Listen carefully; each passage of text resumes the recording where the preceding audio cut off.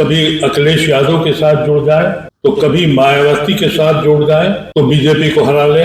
और उस negative voting का नतीजा ये था कि वो पार्टियां तो बड़ी होती गई और मुस्लिम कम्युनिटी आइसोलेट होती चली गई। इंडिया अलायंस से कहना चाहते हैं कि आप अपने उसूल पर डटे रहिए, हम आपके पीछे हमेशा खड़े रहेंगे, लेकिन आप हमको नेग्लेक्ट मत करिएगा। और उनसे ये उम्मीद करते हैं कि अब आप हमसे डरिए नहीं, हम आपके साथ खड़े हैं। आप हमारे ऊपर जब सितम हो, जब बुलडोजर चले, तो कोई न कोई तो हमारी आवाज सुने। जहां हमारे सिटिंग एमपी थे वो भी हटा के नॉन मुस्लिम को दिए गए, लेकिन मुसलमानों ने एक फैसला कर लिया था कि हम इस मुल्क को आजाद करेंगे, कॉन्स्टिट्यूशन को बचाएंगे। आप हजरात का बहुत बहुत शुक्रिया।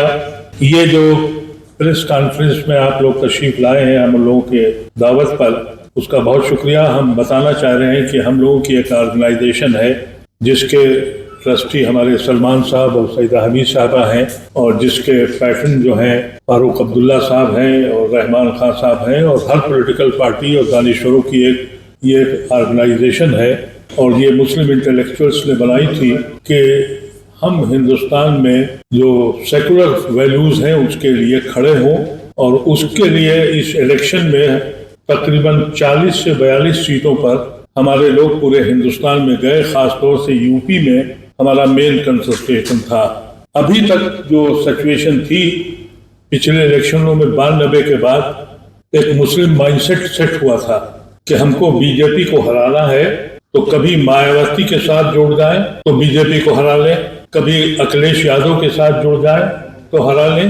तो ये नेगेटिव वोटिंग हम करते थे, और उस नेगेटिव वोटिंग का नतीजा ये था कि वो पार्टियां तो बड़ी होती गई और मुस्लिम कम्युनिटी आइसोलेट होती चली गई। सन 92 के बाद, 92 के बाद ये फर्स्ट टाइम आपने देखा होगा कि मुसलमानों ने पॉजिटिव वोटिंग करी। उन्होंने सिर्फ उन लोगों का साथ दिया जो संविधान बताने की बात कर रहे थे।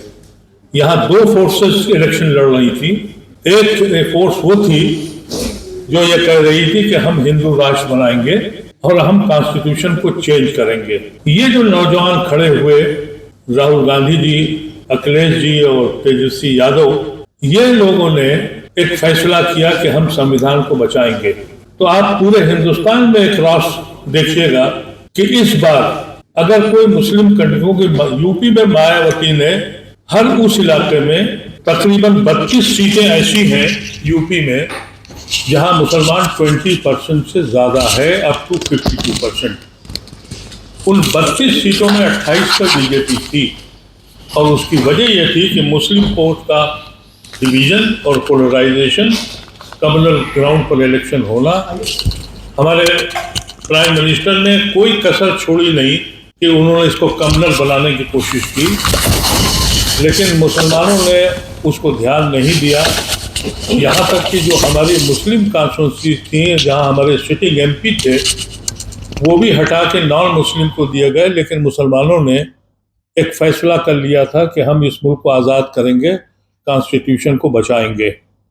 ये एक बड़ी सक्सेस थी, और हम इसके लिए अपनी पूरी कम्युनिटी को भी ये मुबारकबाद देना चाहते हैं कि पॉजिटिव वोटिंग उन्होंने करी, मेन धारा में वो आए, और आज जो हिंदुस्तान में इस वक्त सिचुएशन बनी है, एक अथॉरिटेरियन रूल जो था वो टूट गया है। अब ये एक धक्का मारने की और बात है। इसी पे आज हम लोग आपसे कहने आए हैं कि हम आपके जरिए जो जो अलायंस था हमारा, इंडिया अलायंस, उसको मुबारकबाद भी देना चाहते हैं, और उनसे कहना चाहते हैं कि आप अपने उसूल पर डटे रहिए, हम आपके पीछे हमेशा खड़े रहेंगे, लेकिन आप हमको नेग्लेक्ट मत करिएगा। आज जितना वोट यूपी में इनको मिला है, वो पिछड़े हैं, किसान हैं, मजदूर हैं, और उसमें 20% मुसलमान भी शरीक है। जहां जहां मुसलमान 40 लाख था, उसने 80-70% पोलिंग करी है, और जिस बिरादरी का और जिस आदमी का वोट उसको मिल गया वो जीत गया है। तो हमारी रेलिवेंस वापस आई है। इसके लिए हम मुबारकबाद अपनी कम्युनिटी को देते हैं, और मुबारकबाद इंडिया अलायंस को भी देते हैं, और उनसे ये उम्मीद करते हैं कि अब आप हमसे डरिए नहीं, हम आपके साथ खड़े हैं। आप हमारे ऊपर जब सितम हो, जब बुलडोजर चले, तो कोई न कोई तो हमारी आवाज़ सुने। और इसके बाद तफसील से सलमान खुर्शीद साहब और सईदा हमीद साहबा कहेंगे। एक बार आप लोगों का बहुत बहुत शुक्रिया।